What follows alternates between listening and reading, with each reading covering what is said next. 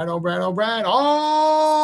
righty. You are looking live at Sold Out MetLife Stadium, where today the 16-0 and playoff-bound New York Giants are taking on the 0-16 Dallas Cowboys.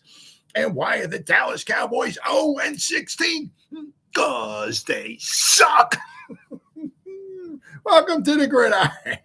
Anybody out there at all that's going to spend a little bit of time with me here this evening, I greatly appreciate it. Thank you. Or if anybody's going to spend any time watching the replay of this, once again, thank you so much from the bottom of my heart. It means the world to me. Thank you. Going to try to go about 30 minutes here tonight.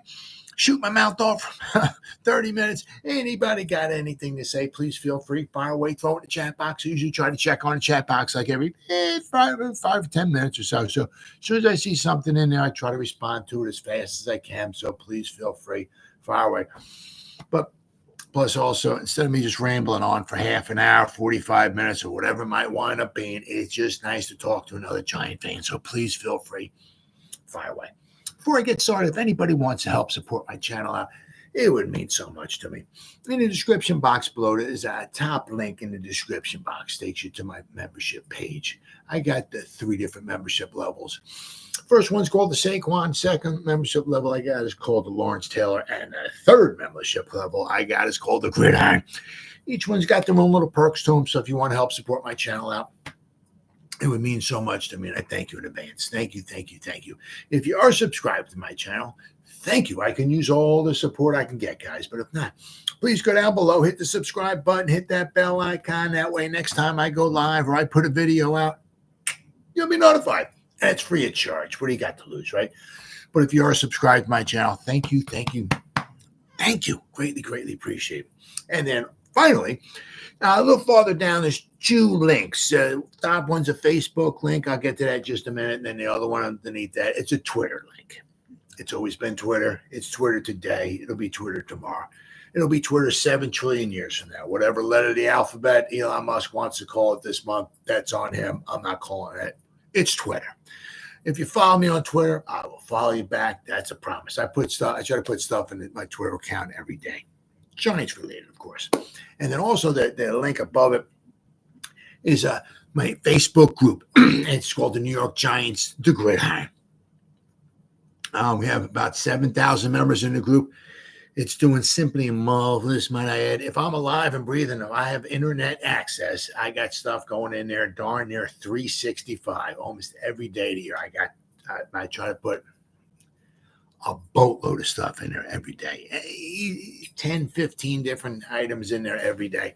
And if you become a member, not only do I put stuff in there, but members post stuff in there as well, too. So between me and the members, there's a ton of New York Giants information going in the group every day. The New York Giants are great. Please join it. You won't be dissatisfied. I promise. All right, well, all that stuff said and done and out of the way with. Well,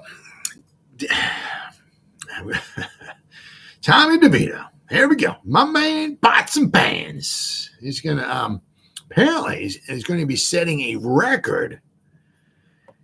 Giants Tommy DeVito will break an NFL single-season record with first career start on Sunday. Not so much him.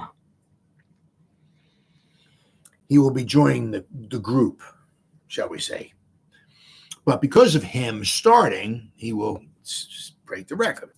DeVito will become the 10th rookie quarterback to start a game in the NFL this season, which is a record. And obviously, other teams are trying to maybe starting quarterback, maybe rookie quarterbacks, because that's maybe their starters, right? I mean, that's not the Giants' case. The Giants,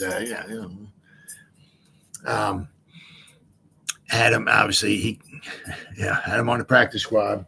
A lot of people ask him, how, of course, the media, I don't know. I can't even talk. Just sometimes listen to these stupid questions, absolute idiotic, asinine questions. Some of these absolute morons. I mean, some from the media. I mean, it's just like,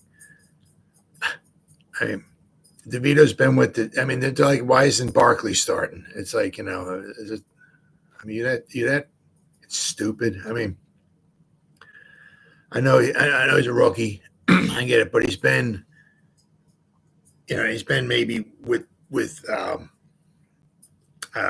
Dable before with the Bills and all the Barkley, but has he thrown to the Giants receivers? I mean, it was supposed to just get out there, drop back a couple of times, hit Slayton, hit him once, Neal high it down the sideline. Oh, we're good to go.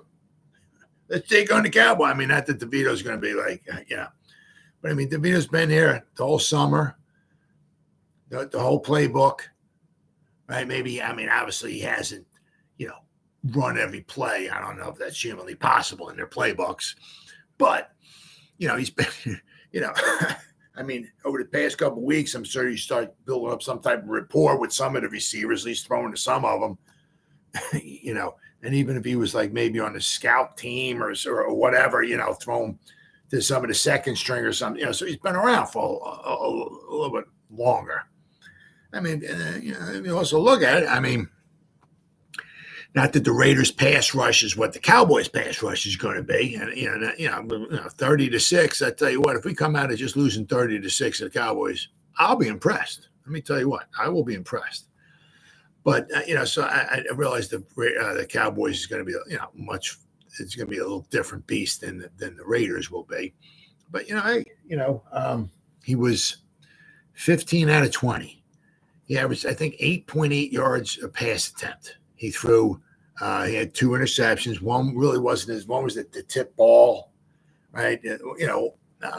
One was his fault, but we had the one touchdown, right? But it's 15 out of 20, and it was 15 out of 20. We're down 7,000 to nothing. Guess what the Raiders defense is thinking? Are they going to run the ball? Maybe try to establish the run. We're up by 8,000 points. They're gonna maybe let's get Saquon going. Maybe no. What are they thinking? They got to pass the ball, right? So they passed the ball. They had 8 sacks, but it was kind of like I don't know. It was like it was 8 sacks. Really was 8 sacks because I know one of them was DeVito ran out of bounds. I think it was like a yard short of the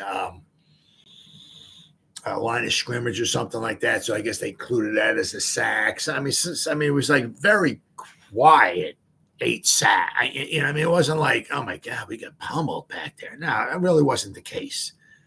But as I said, they knew we're throwing the football, right? And we have a patchwork offensive line, right? Thankfully with Andrew Thomas, he came back. He looked good, right?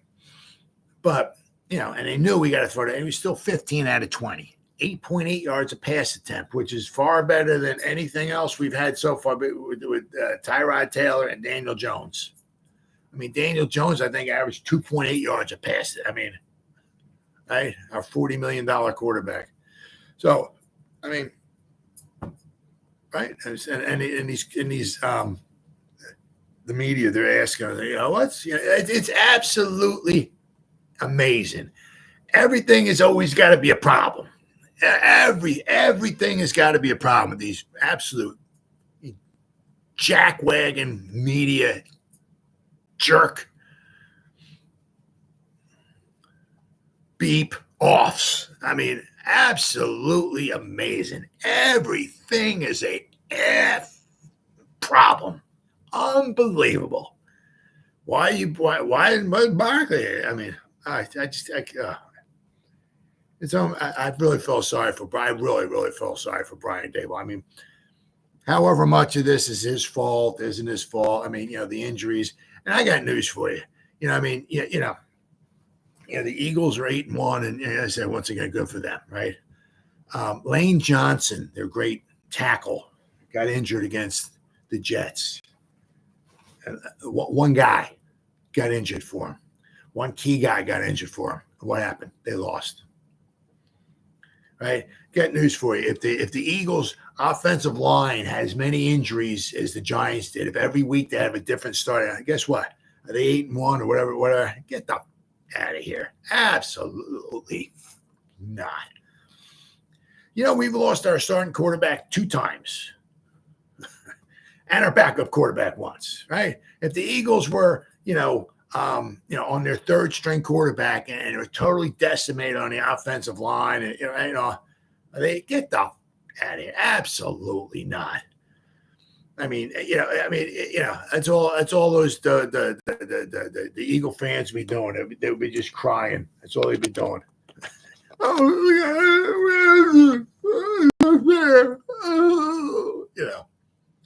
Meanwhile, we're absolutely totally decimated with it.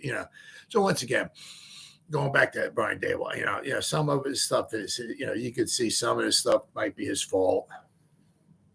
Obviously, some of it's not. I do feel sorry for him now. Answering these questions from these jackwagon media morons every day. Every day. And the injuries, it's like, you don't have a chance. You don't have a chance. And once again, it's like one of those things. Sometimes it doesn't matter what you do. It just doesn't matter. Doesn't matter who you bring in. Doesn't matter who your backups. It doesn't matter, because if everyone gets injured, it just doesn't matter. And unfortunately, this season for the New York Giants, it doesn't obviously just doesn't matter. But whatever we do, it's just it's not meant to be. Whatever football gods are up there are looking down and they're like, nope, not happening. Not happening this year, Giants. Nope. Daniel Jones coming back. Yeah, well, we're going to injure him again. Yeah, sorry. Yep, you lost your starting quarterback, and then you're going to lose your backup quarterback. When your starting quarterback comes back, he's going to play about, throw him in there for a quarter for you. Then we're going to wipe his season out. It's just absolutely, there's nothing you can do. Absolutely nothing you can do. As I said this before, just look for like positive development, right? From like a Micah McFadden. Dude's been on a tear, right? Can we get Jalen Hyatt the ball, right? Can we get something to get excited about for next season? You know what I'm saying? So, what's going on, everybody? Vinny G-Man's in the house. Tay Banks, right? John Michael Schmitz, can he stay healthy? Can he keep going well? Just look for, guys. Obviously we know Sexy Dexy, but Carrot K and McFadden in the middle. Can Kayvon get double-digit sacks, right? Something maybe look forward to going forward. I'm not so sure. I'm going to go over at McKinney in a little bit here, but Pinnock, can he keep it up? Maybe he might want to be somebody we can build with. Look for the guys, right, on the team that we got right now that we can, we're going to bring into the future. Right, because this season is totally lost. It is what it is. There's nothing you can do about it. Some of our draft picks, going for, as I said, Tay Banks, right, Michael Schmitz, Hyatt, maybe Gray, Adoree Jackson, he with his concussion. Get Trey Hawkins in there. Can he be serviceable? I'm not saying he's going to be the second. We have Tay Banks and Hawkins as be the other cornerback. But can it be serviceable? Javarius Owens, but maybe we can get Jordan Riley in there. Maybe we get drafted DJ Davidson. Can he get some time in there as well? So just look for something positive, some positive things going forward, right? Can Bellinger get maybe a little? He's had a weak season, but look for some positive things out of this going forward, right? And hey, we got some scrubs. Shane has to hit and get some. Oh yeah. Well, it's going to be interesting next season, because there's a lot of guys. Some guys we ain't going to have next season. Obviously, we don't have not going to have Leonard Williams, but Adoree Jackson, right? We don't have Saquon. We don't have Tyrod Taylor. Who is the other guy? Oh, Xavier McKinney. I'm going to go over him in a little bit. So we got some holes there. We need to fill. We got some money. But I think we got $45 or $50 million, which is nice. But as I said, if you start looking at some, if we bring Saquon back, well, do we franchise tag him? That's $12 million. If it's a franchise tag, that's coming right off of the salary cap. Do we bring Xavier McKinney back? If we let Glowinski go, he's not been doing too bad the past, 3-4 games or whatever it was. Once he got benched, he came back, But if we let him go, I think we save about $5 million. But, he's been doing decently. Do you want to let him go or you want to keep him? Save some money or keep, So, and then you also look at it too, is now we're back up to 7 picks. We got a first and 2 seconds, so it's going to cost us a little bit of money. But then, of course, then you start, right? If we wind up in the top 3, 4, 5 or whatever, do we want to, couple up a bunch of picks and move up to number 1? Can we move up to number 1 and maybe pick Caleb or somebody else? Well, that guy's going to cost, I don't know what the number 1 pick is going for now. 8 million, 9 million, something like that. So, that's going to cost you some money right there, so we got some money, but it's because Daniel Jones' cap hit, I think it's like $47 million. Plus, we got some dead cap money. I think Tyrod's got some dead cap money next season. Leonard Williams got some dead cap money next season. We got some dead cap money. So, I mean, between like maybe Daniel Jones and the dead cap, you're looking at $55-60 million worth of cap, right there. So, if we're going to get rid of Daniel Jones, we can get rid of him after next season. And I think it's like a $20-something million cap hit if we get rid of him after next season. So in 2025, it would be like a $20 million cap hit or whatever. So we got some money. We do, but, it's not a ton. It's not like something where we can just start bringing in all kinds of guys and start,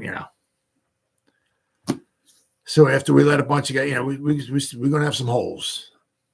Once again, we're going to have some holes. So the one thing, is, the thing that stinks is, because we had Daniel Jones on his rookie contract, and now obviously, the one thing is unless you got like Patrick Mahomes, somebody like Jesus Christ, like Patrick Mahomes or something like, right? Or maybe a Josh Allen or something. It helps so much to try to get something done, meaning Super Bowl wise, with a quarterback on his rookie contract. Because now once he wants to get paid, right? It sucks up so much of your salary cap. The Eagles are not finding that out maybe yet, I guess, with Jalen Hurts. I'm not exactly sure what his salary cap, but I don't think his hit is, because he's making more than Daniel. He's making like $55 million or something like that. Daniel Jones is only making 40, but Jalen Hurts' salary cap is not that much. The Giants structured Daniel Jones's, so basically most of his money is in the first couple seasons. So just in case something goes south, like it might be right now, right? They can get out after 2 seasons. They can bite the bullet, get out of 2 seasons, and So, if we wind up in the top 5, 5 or 6 or whatever, I would be absolutely shocked if we don't go after a quarterback, especially because now we got a second-round pick, another second-round pick, and then if you have to move up, if you can move up to number 1, But we got everybody. It looks like Shane, Whitfield, whiffed on a lot of guys. Belton. Gray, I'll tell you. Well, haven't seen a lot of Gray in the backfield. Are we going to bring? Is Brightwell going to be around for the long term? Are we going to bring Breida back? Because remember, I think we brought Breida back, then we drafted Gray. So is Breida going to? It almost seemed like with Gray, it's kind of like, well, we drafted the guy. Let's find some place for him to put. Can we make him a punter? What can we make him the water boy? We drafted him in the 5th round. Let's find some place on the field for him, right? We don't want to put him on the practice squad. Keep him on the 53, and let's find something for him to do. And hey, we want to, hey kiddo, you want to return some punts? Go ahead. There you go. Hey, you go. Go play with your mom. We'll see you at the end of the game. Just catch a couple punts. That's that's not working out real well. So, we had to bring Corbin back, right? But I mean, between Breida and Brightwell, are they in a long-term future for the Giants? So you don't even know what Saquon is. He in a long-term future? So haven't really got a chance to see Gray too much, like in the backfield, quarterback, turning around, or maybe throwing in passes or whatever like that. So we got linebackers we lost, possibly. Yeah, Neal. At least we hit on. Yeah, Banks, McFadden, Wandale. Hopefully, John Michael Schmitz. Yeah, Wandale looks good. We hit on some guys. Maybe Hawkins can be a serviceable. I don't know if he's going to be the number 2 guy. Don't know, but maybe he can be a serviceable backup kind of guy. We'll have to wait and see. So it is. I mean, a lot of it's kind of a crapshoot. But Thibodeau, he looks like he seems to be coming on. Hopefully he's on his way to getting at least double-digit sacks. He was kind of missing in action last week, but I mean, Neal. I mean, we're going to go over Neal here in a little bit. So, I mean, it's not everybody hits on all their draft picks. Obviously, as Shane, of course, Shane, But the thing is that the next season, it said the Giants, wind up in the top 5 or 6 or whatever. So the interesting thing is that the way it is right now, right? Cardinals are number 1. I mean, we got half the season to go. Anything, especially if Kyler Murray comes back. Got to pull for Kyler Murray. He's the man. Let's go Cardinals, baby. Let's win some football games, right? I don't want to vote against the Giants, but I also want to vote for some of those other teams that have a better draft pick than Giants. Maybe they win a couple games and they start sliding down the draft board, right? So let's go Kyler Murray, baby. But the interesting thing is with Kyler Murray, now they have a new regime in there. Didn't draft Kyler Murray, right? He came at the store. He came at Kmart. What does the new regime think of Kyler Murray? He was drafted, obviously, really high. So had some high hopes for him. Does this new regime think going forward that Kyler Murray's the man? If they think he is, then they're not drafting a quarterback. Then they could be maybe, you can maybe make a phone call. Hey, Cardinals, what's going on? Joe Shane here, buddy. Hey, let's make a deal. We're got number 4.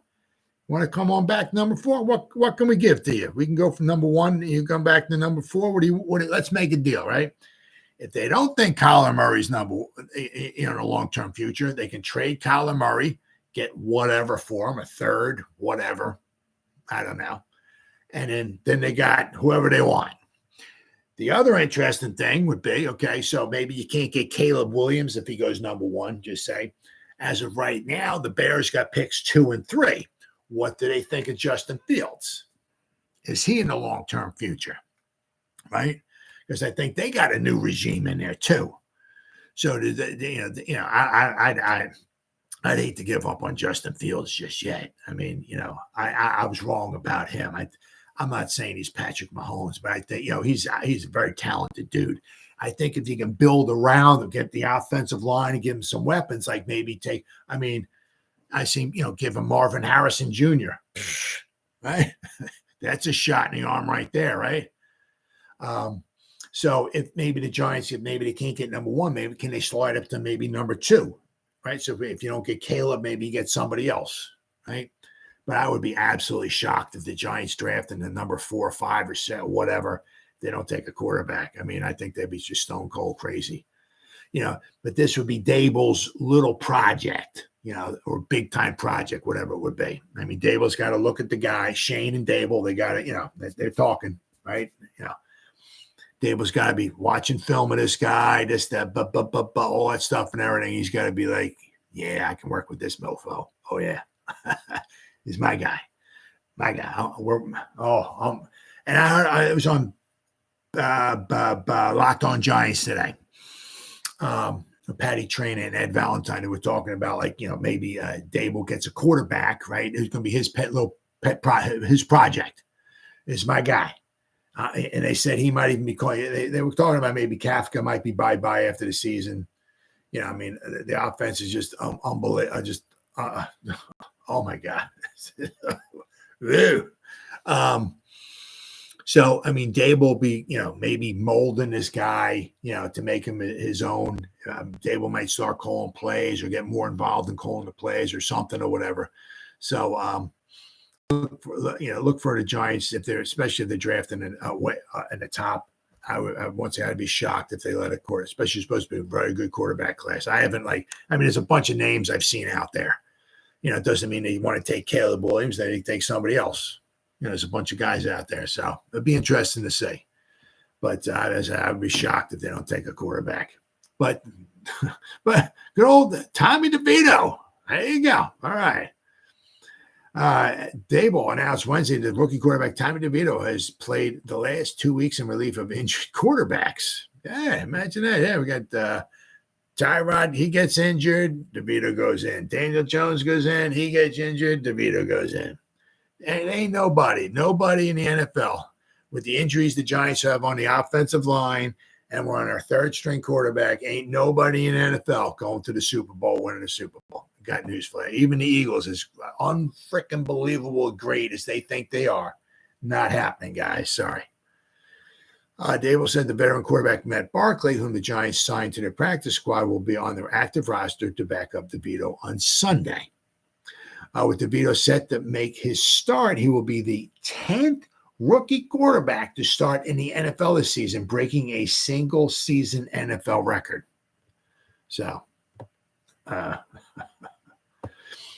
of course, there were a few quarterbacks who were slated to start the second they were drafted by the respective clubs, like Carolina's with Bryce Young and C.J. Stroud, right? Indianapolis Colts, Anthony Richardson, the fourth overall pick in the draft, won the job out of camp as well. But injuries to veterans have also substantial this season. Cleveland Browns rookie Thompson Robinson getting the start for Deshaun Watson. Tyson Baggett going in for Justin Fields of the Bears, and most recently Will Levis taking over for Ryan Tannehill of the Tennessee Titans, which will remains that way for the rest of the season. I would absolutely leave Levis in there, absolutely. Other rookie quarterbacks that have gotten starts this season is Aiden O'Connell. I think we're familiar with who that guy is, right? Clayton Tune, there you go, and Minnesota Vikings Jaron Hall. So a bunch of rookie quarterbacks, and Tommy DeVito is next one in line. Now, of course, then we got Jacob Eason, and he's on the I believe he's on the practice squad now. He, between DeVito, Eason, and Barkley, let me tell you what, you got to go back long and hard to think of a trio as, we had Jake from State Farm, right? We had Mike Lennon, right? And then we got these guys. So we've had some. Whew, but I'm going to go over this a little bit more tomorrow. But the reason why we got these guys is because injuries. It's not so much these were the guys that we rolled out. I'm going to go over tomorrow like a trio, like none before. And these were our starters. So we got to go back in the day. I'm going to go over that tomorrow. But the reason why we got these guys are injuries. You can only, there's no team out there who's got a third string quarterback that's named Dan Marino. I got news flash for you, right? And then Barkley's our fourth, right?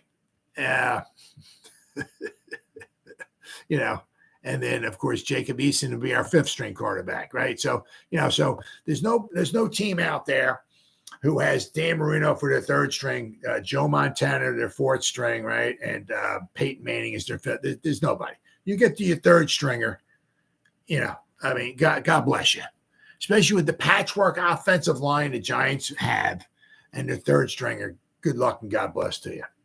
But so the Giants they took Jacob Eason, right?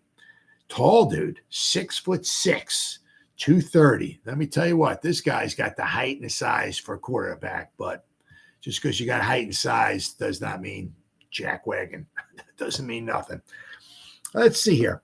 He played in one game for Indianapolis in 2021. He was 2 for 5. And he played in one game for Carolina last season, and he was 3 out of 5. He has no touchdown passes and 2 interceptions. His interception percentage is he throws. Let's see, he's thrown 10 passes in the NFL, and he's thrown 2 interceptions. His interception percentage is 20%. Now, you relate that with Daniel Jones last year. I think his Daniel Jones interception percentage was about 1%. So, if we got to wind up with Jacob Eason in there, God rest our soul. God have mercy on our soul. That's all. I mean, then of course we got Matt Barkley, who's been around since 2013. The guy's got a lot. Been around for a while. He played in 2013 for the Eagles. He played in 3 games. 2014, he played in 1 game for the Eagles. 2016 with Chicago, he played in 7 games. 2018 with Buffalo, 1 game. 2019, Buffalo, 2 games. 2020, Buffalo, 5 games. So he's played in a grand total of 19 games. He's had 7 starts. He's 2 and 5 in those starts. He's thrown 11 touchdown passes and 22 interceptions. So between our backup quarterback right now and our third string quarterback, we've thrown 11 touchdown passes and 24 interceptions. And then, of course, you got Danny DeVito. I'm probably just going to call him Danny DeVito. Tommy DeVito, who did throw his first touchdown reception last week. So we got that going for us. But,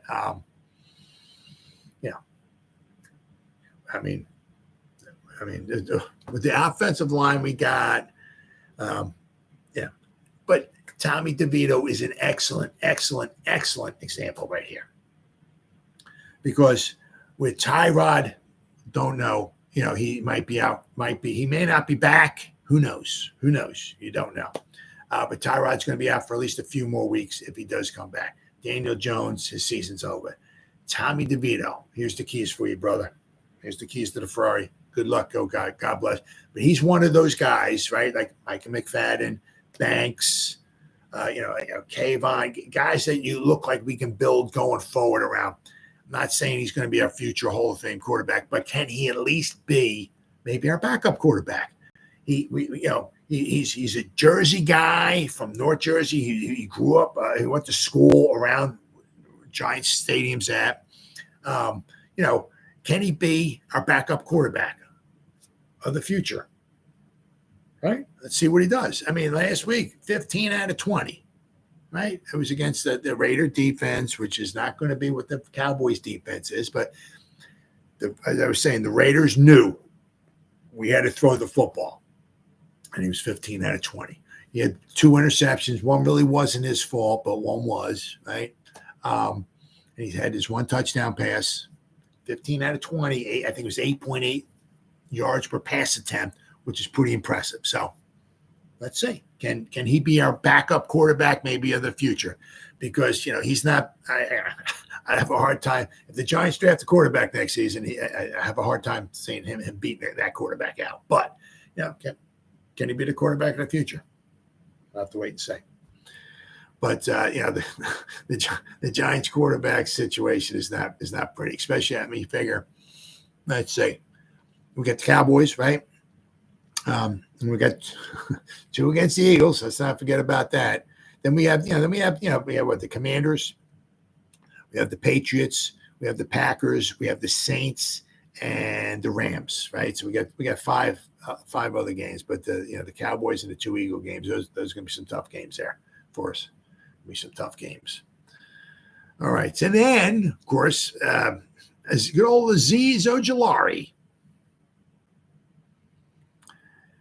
is not scheduled. He can possibly return for the Giants and play in the game this week. Giants are opening the window on the 21-day practice window for Azeez Ojulari to return from injury reserve, head coach Brian Daboll said on Wednesday. Ojulari's been on injury reserve since suffering an ankle injury in Week 5 against the Dolphins. Imagine that. Hard to believe. Azeez Ojulari got injured. Wow. Shocker. Newsflash. He also missed weeks 2 and 3 with a hamstring injury.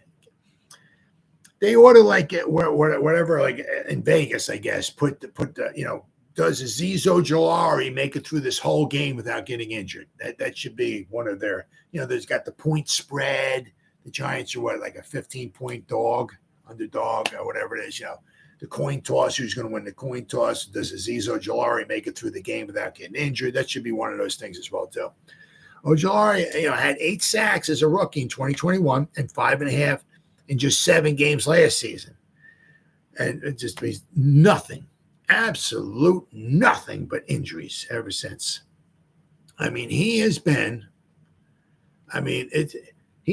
in 95 snaps. We played half the season. We played 9 games. He's played in 95 snaps. He's played in 3 games this season.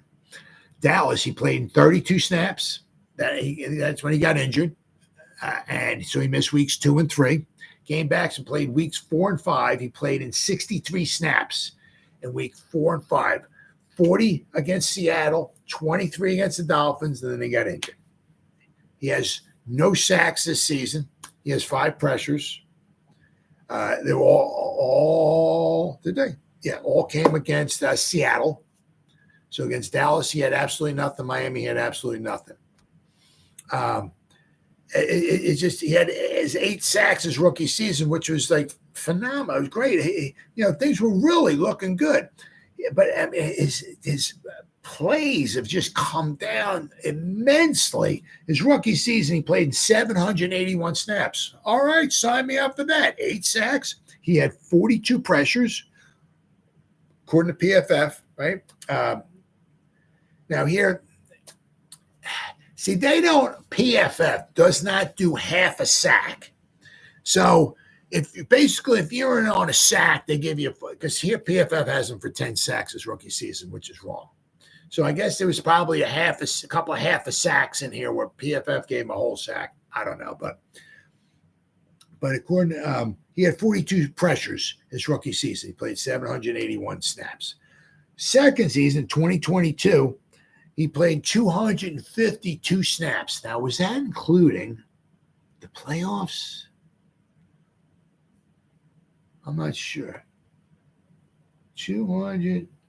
Yeah. That included the playoffs, too. That included the wild. He played 8 snaps in the wild card game. And then against Philadelphia, he played 14 snaps.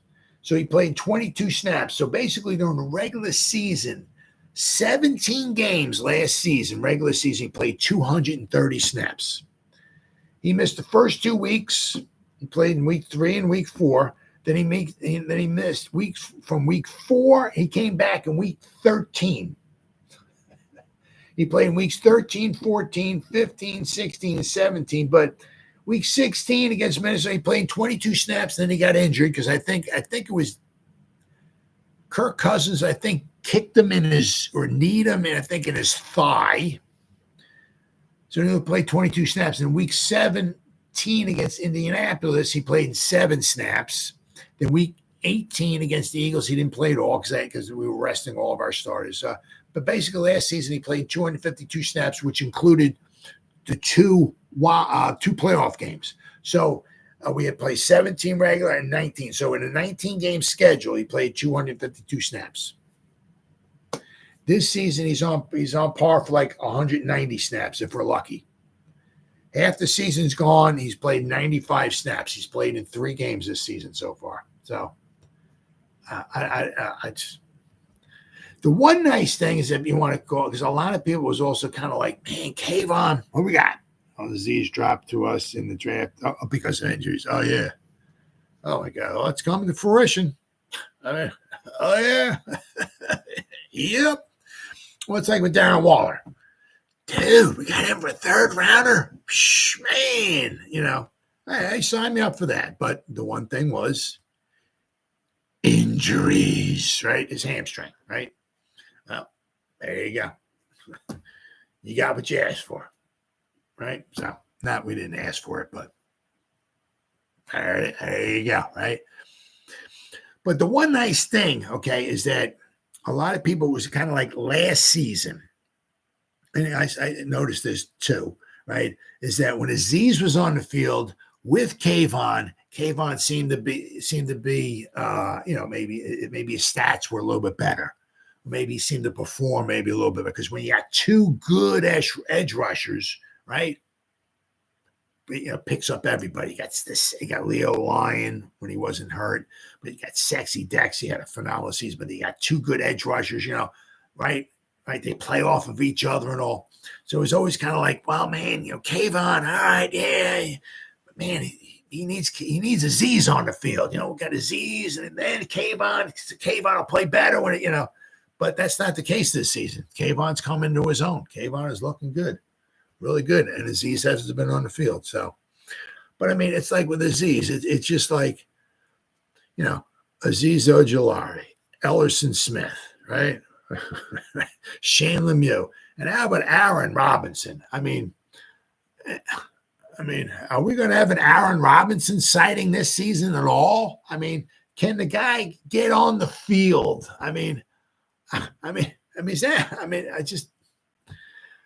Now, the thing is with Aaron Robinson, I tell you, once again, I'm not going to say here, I don't sit there and watch every angle of every play. I don't stand there for 3.5 hours watching every play, charting things down and this, that, and going back and forth and watching them forward and backwards and all 300 angles and all this. I don't do that. I'm not doing that. I don't have time for that. Nothing like that. Some people do that, but that's not going to be me.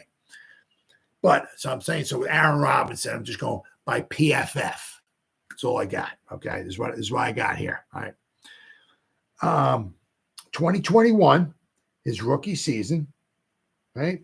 He played 268 snaps. He graded out a 62.2. His run defense was a 75.3. His tackling was a 78.6. His coverage was a 58.4. Impressive stats for his rookie season. But it was, once again, injuries. 268 snaps. Is it 2020? Okay, 2021. How many games he play in? I mean, 1, 2, 3, 4, 5, 6, 7. He played 9 games. But week 18 against Washington, he played 8 snaps. Week 16 against Philadelphia, he played 2 snaps. He played 9 snaps against Kansas City. When we played the Raiders last time, he played 7 snaps. So he only played, a decent amount, only a few games. But in 2021, I said, he graded out a 62.2 overall. His run defense was really good. His tackling was really good. What did he miss? According to PFF, right? He was 268 snaps his rookie season. He missed 1 tackle. His missed tackle rate was at 3.8%, which is very, very good. He graded out very well, right? Second season, Aaron Robinson, obviously last season, 2022. 72 snaps. That's all we can muster up. 72 snaps for him. And we can't even get the guy on the field this season. 72 snaps, ladies. He played in week 1 and week 4. Season was over with. That was it. 2 games, 1 and 4. That was it. However, in his 72 snaps, he graded out overall, once again, 72 snaps is a very small sample size. But he graded out 74.3 overall. His run defense was a 70.4. His tackling was an 80. His coverage grade, now, mind you, it was against Tennessee and Chicago. So we're not talking the greatest show on turfs there, right? But his coverage grade was a 73.2 against those two teams in those 2 particular games. But once again, 72 snaps this season. Where is he? I mean, yeah. You really, once again, you just get so flustered sometimes because we're a Giant fan. You want the best and all that, but you really feel sorry for these guys. It's like the guys can't get on the field. I mean, next season, will be his 4th season already. It's like he's played like 13 snaps, and next season is going to be his last season quite possibly with the Giants because he can't stay healthy. Fans want Penix. Oh yeah, Penix, yeah. But see, I don't want to watching a lot of college football and stuff. So what I'll do is I'll listen to like some of the draft gurus and stuff like that and everything. There's so much to watch and everything. But it's supposed to be a good, nice, good draft class. Now, just because Caleb Williams might be the number one, Dable, let's not forget, Dable can do some good stuff with quarterbacks, right? So if Dable sees somebody else, right? I mean, look what he did with Josh Allen, right? Tall dude, beast, got a cannon. But in college, well, he completed 50% of his passes. I mean, he wasn't, right? He wasn't the greatest quarterback of all time in college. But, it does help also that he has Stephon Diggs, which, we need it. We got to get ourselves a dog, right? You get yourself a dog of a wide receiver who can actually stay healthy, right? That helps. Giants need a dog. Daniel Jones' injuries already isn't that mobile. We can't catch with a right-handed quarterback. Never mind his southpaw. And Neal would be in his Could you imagine that? Neal being his blind side? Yeah. If you want a crucifix, come to the Giants. Yeah, that's it. Oh yeah, I'm saying, could you imagine Neal? Yeah. The left-handed quarterback. Evan Neal. Oh my goodness. But so now we got Evan Neal on crutches. Unbelievable. This is funny. Well, not funny. Once again, you feel bad for the guy, but reporters were speaking to Daniel Jones. So Dan Dugan was tweeted this out.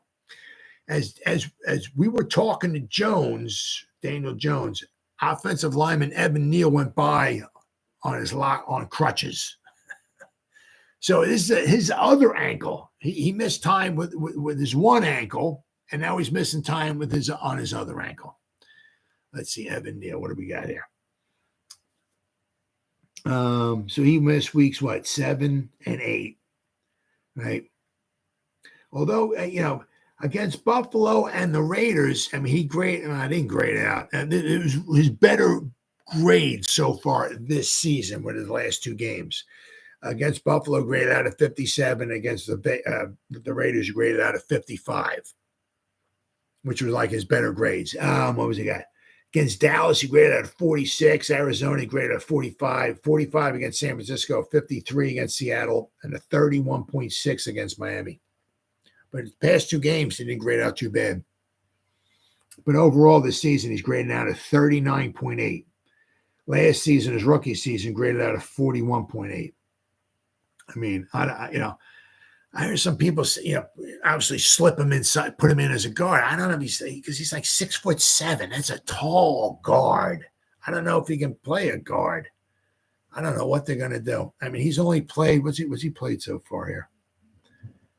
How many snaps he got? He's played 1,322 snaps. So he's played a full season, right? And I mean, now he injured his other ankle. So you don't know how long he's going to be out for. So, I mean, we got some question marks there. Definitely got some question marks there. I mean, pick 7. Oh my God. All right. So we got here. What do we got? Wednesday injury report. Paris Campbell with a hamstring. Jashawn Corbin with a hamstring. Azeez Ojulari with an ankle, and Andrew Thomas with his hamstring. So I'm sure they're going to, with Andrew. Dane Belton, he was full participation. Apparently he had something wrong with his back, and Justin Pugh with an ankle. But they were full participation. So, concussion protocol. Yeah, let's not forget about this, right? You got Adoree Jackson and Deion Jackson. The Jackson brothers are on concussion protocol. Deion Jackson being in the protocol perhaps explains why the Giants added running back Hassan Hall to their practice squad this week. So I'm saying, once again, we just keep losing running backs left and right. Thankfully, we have Saquon, right? But How many running backs have been injured this season? But I think Andrew Thomas, maybe with his hamstring, he's probably going to be like a kind of like a load management thing. Like if we get a game out of him, it's like, yo, Andrew, you just sit over there. You just take the week off, brother. We'll need you for Sunday, right? You give that man off as much time as he needs. But at least Azeez Ojulari is back. Ankle. We don't know how long. I mean, so once again, you have no idea if he's going to be able to last the game or whatever. It'd be nice to see if he can make it through a couple games in a row without getting injured. I mean, I can't see the Giants. Certainly can't see the Giants trying to re-sign him after next season because the second round pick, we only got him for 4 years. So after next season, I can't possibly see the Giants. I mean, unless by some miracle Moses parts the Red Sea again, unless he can somehow stay healthy all next season. But I can't see the Giants keeping him. Like we let Ellison Smith go. I can't see keeping obviously Shane Lemieux. I mean, some of these guys just can't stay healthy. I would love to see Aaron Robinson on the field. Absolutely love to see it, especially now because if we're going to let Adoree Jackson go, right? Maybe Trey Hawkins, maybe not quite the answer. Maybe it's the second round, a second cornerback, but maybe Aaron Robinson could be. But the guy can't stay healthy. Freaking shame. Absolute shame. And then, of course, we got good old Xavier McKinney here, right? Now, some people talk about, like because the leaders, they're not being heard. Xavier seemed to let some of his frustration over how the communication within the team's building has been going. He said, I think that from a leadership standpoint, I don't think they've done a great job of letting the leaders lead and listening to the leaders and the captains, McKinney, who was one of the team's 10 captains elected at the start of the season, said. It's unclear who specifically McKinney was speaking about, as he never clarified that in his comments made after the team lost. Yeah, well, I'd have a hard time, if he's clarified that, if he's talking about one of the captains. I don't think, Andrew Thomas is really doing a great job as far as lead. I mean, he's not going to say that. It'd be crazy. It says his frustration sounded like they were directed at the coaches. So it was one of those things where you have some of your key leaders, captains from a defensive standpoint, trying to switch things up, McKinney told ESPN, and just not really being heard. So I'm not exactly sure what he meant about switching, obviously. What he meant. He said, I don't know. There are other things that we could have done. The execution stuff could have been better. But when you got guys out there that are playing and seeing different things and are being vocal and communicating that with the coaches and whoever are not being heard, it's hard to go out there and be able to make plays and do things that matter and do things of that nature. Now, two things here, is that, one, X needs to jump back on his well, I mean, I've heard quite a few people, that's not, that's not, obviously something, you should be, that's an in-house kind of thing. That's something you go with the other leaders and maybe approach the coaches or whatever, if there is a problem, once again, sometimes that's, anybody can do this. Anybody on the field can throw a punch. Anybody once can start, stuff like that. It's not easy. Not easy. But the hardest thing to do about being like a man or a leader or whatever is, keep your mouth shut, right? Speak to the proper people, right? You don't want to sound like sour grapes or, you don't want to be talking to the media about this kind of stuff and everything because they take the story and they run wild with it, so you just keep your mouth shut. Now, kind of, it's like, some people are talking about maybe he's a little pissed off or whatever because, he's up for a new salary, a new contract, right? And he's seeing, sexy one going to girly world, 20-something million a year. Andrew Thomas, right? Spending money on him, 20-something million a year. Danny Dimes, right? 40 million a year. Saquon didn't get, but he got 10 in. I get it. I'd be pissed off too. But they brought Saquon back. Here's $10 million guaranteed, buddy. I can't complain about it. So some guys are getting paid, right? He wasn't one of them. Maybe he got some sour grapes there. You're not sure if they're going to be bringing him back. But now also with this, right? You start doing that, start maybe causing some waves and some problems and stuff like that. Maybe, hey, you go talk on somebody else's team because we don't need you, right? So maybe he's doing this on purpose. I don't know. Maybe he's doing it out of frustration. Who knows? But also, he just kind of maybe, I don't know, kind of on his defense, right?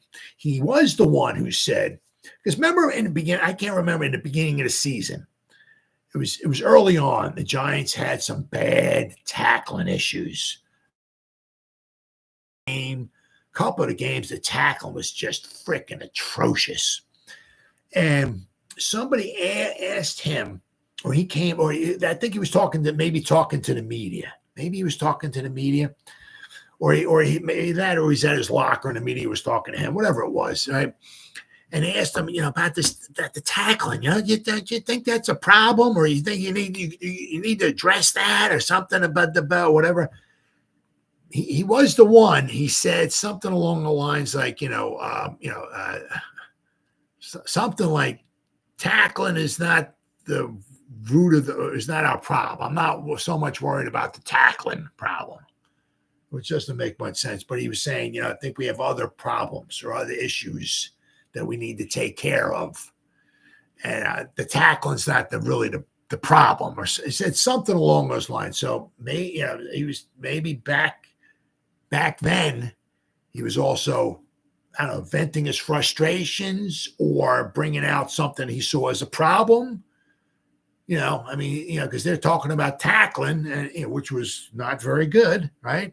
Especially we know a Fant ran right down the sideline. We had like 3 guys that had a chance, like they at least pushed them out of bounds or something. And we just he's still going.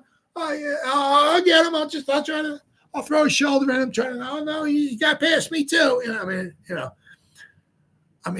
But they did ask him about that, and he said, "That's not the problem," or something along those lines. And I thought that was kind of odd. I'm like, you're not worried about the tackling? So, but he was kind of, maybe he was talking about it back then too. Maybe there's something, I don't know, some deeper issue that he has a problem with. Now, I also heard too that kind of like when Patrick Graham, right, was the defensive coordinator. The Giants, what they did was the team's quarterback would drop back to pass. McKinney can maybe, view the field, right? If they're throwing the ball deep, remember he picked the pass off last night against the Raiders, ran it back for a touchdown. That basically was the game winner for the Giants because we won by 7 points. So he was able to do his thing. Right? He drops back in coverage. He sees maybe Mike going over this way to pay what he can roam and do what he does best, right? So maybe he was getting better performance because his rookie season, let's not forget, he had broke his foot, so he missed a bunch of time there. But his second season, right, in 2021, he had a very good season, and he was able. Patrick Graham, he was able to kind of do his thing. But what also we did with a lot of Patrick Graham was like we would drop in the cover or whatever, let them complete the pass. We'd come up, make the tackle. They would gain 6, 7, 8 yards, whatever, and we'd try to force them to march their way all the way down the field. Right now with Wink, we've got the man-on-man coverage. We're sending guys left and right and all of that, and the defense is a lot different. So maybe he's a little frustrated, maybe with Wink's defense because it's not letting him perform at his highest level. So maybe that might be just some frustration there too. So. It's going to be once again with Xavier McKinney. It's going to be very interesting to see at the end of the season how the Giants go, right? Now, now we're 2-7 right now. Don't look for an 7-2 record the final half of this season, right? So we're 2-7. Look for an L this weekend to put us at 2-8. And as things get worse and worse, and we keep losing more and more games, more guys who are frustrated are going to just start doing more and more talking. So don't be surprised if Xavier doesn't drop a few more, a few more nuggets for the media as the rest of the season ends up here. McKinney has sucked since his last injury. 15. That's what I'm saying. Let's see the season finish out. Because if he keeps talking like that, I don't even know if Shane, because he came with Kmart. Shane and Dable did not draft that guy, right? So they have no ties to him. So if he's going to keep doing this, they might just say, okay, well, bye-bye, But then if he keeps his mouth shut or whatever, right, for the rest of the season, do they offer him something? Or what do they offer him? Because it could be the same thing like with Julian Love. Julian Love just wanted to get out of here. So he wanted, well, good for him. Same thing with Leo the Line. Well, got rid of him. Well, now they're on with the Seahawks. So good for them, right? So Xavier McKinney someplace might get a fresh start. But if we let him go, we're going to find somebody to replace him. I don't know if we have somebody to replace him on the roster. Now, he was a second-round pick. We got 2 second-round picks next season, but Adoree Jackson going, Leonard Williams is probably going to be going. If we don't sign Xavier McKinney, Saquon, we got some holes on the roster. It's going to be awfully hard to take that second-round pick next year and plop it on a safety or maybe a third-round pick next year. It'd be interesting to say, but interesting to see what Xavier McKinney does the rest of the season. Does he keep his mouth shut, or does he keep talking?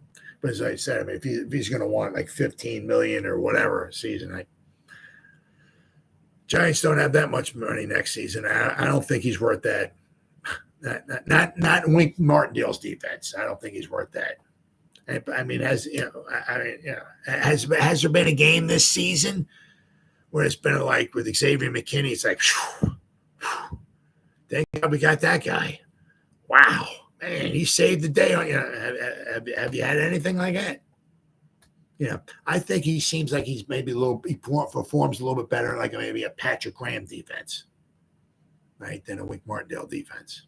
But it is what it is. All right, well, Vinny G-Man, hey, man, good talking to you, brother. Good talking to you. I'll be back again tomorrow night. It's been 1 hour and almost 3 minutes. Shoot my mouth off. So whoever spent any time listening to me live, thank you.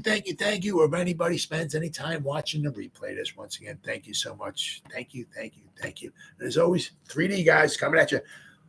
You guys stay safe out there. Go Giants. Woo!